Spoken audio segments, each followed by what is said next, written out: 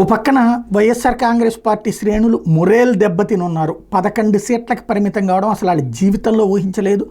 ఓడినా ఏ 70 60 అన్న వస్తాయి అనుకున్నారు. అట్లాంటి స్టేజీ నుంచి ఇప్పుడు క్రమంగా వచ్చినటువంటి పరిస్థితి వాళ్ళని అస్సలు ఊహించినటువంటి స్టేజ్లోకి తీసుకొచ్చింది. దాంతో ఇప్పుడు ఒక్కొక్క పాయింట్ని ఎట్లా సెట్ చేయాలి అన్నటువంటి దాని మీదన తిరుగుతున్నారు. ప్రస్తుతం నిన్న అంటే అందరినీ సోషల్ మీడియాలోకి, ఎందుకంటే డైరెక్ట్ మీడియాలో వర్కౌట్ కావట్లేదు కాబట్టి సోషల్ మీడియా ద్వారా ముందుకెళ్ళమన్నటువంటిది పదే పదే జగన్మోహన్ రెడ్డి చెప్తోంది. నిన్న మళ్ళీ ప్రధానంగా రాష్ట్రానికి సంబంధించినటువంటి కీలకమైనటువంటి అంశాలను ప్రస్తావించారు. ఒకసారి ఆయన మాట్లాడారు, విందాం. రాష్ట్రంలో ఎవరు ఊహించిన విధంగా, దేశంలో ఎప్పుడు జరగని విధంగా మొట్టమొదటిసారిగా గవర్నమెంట్ బడులన్నీ ఇంగ్లీష్ మీడియం కింద మార్చిన చరిత్ర ఎప్పుడైనా ఉంది అని అంటే అది వైఎస్ఆర్సీపీ ప్రభుత్వం. మొట్టమొదటిసారిగా గవర్నమెంట్ బడులలో ఇంతకుముందు ఎప్పుడు ఊహకు కూడా అద్దేటివి కాదు. ఎవరైనా ఎవరి దగ్గరికైనా వచ్చి గవర్నమెంట్ బడులు ప్రైవేట్ బడులతో ఎప్పుడూ పోటీ పడలేవు అనే మాటలు మనం అంతా వింటూ ఉంటుంది.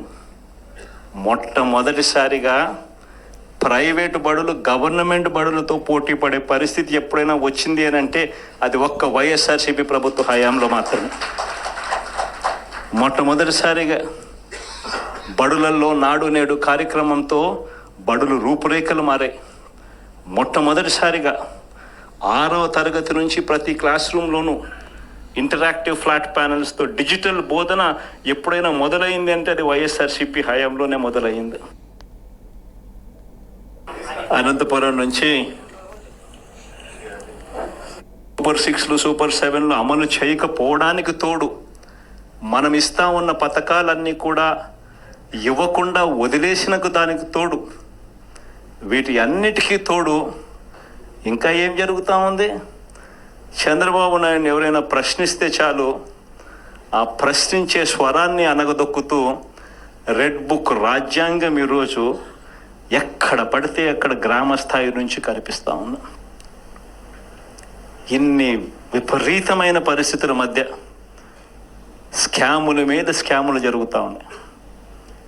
లిక్కర్ మాఫియా, శాండ్ మాఫియా, ప్రతి కాన్స్టిట్యున్సీలోనూ ప్రతి నియోజకవర్గంలోనూ పేకాట క్లబ్బులు,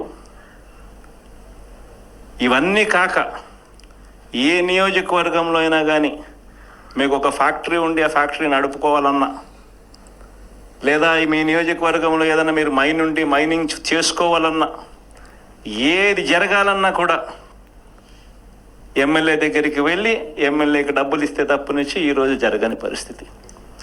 ప్రతి విషయంలో కూడా నాకింత నీకింత అని ఎమ్మెల్యే దగ్గర నుంచి మొదలు పెడితే ముఖ్యమంత్రి దాకా పంచుకొని తీసుకుంటా ఉన్న పరిస్థితులు ఈరోజు కనిపిస్తూ ఉన్నాయి.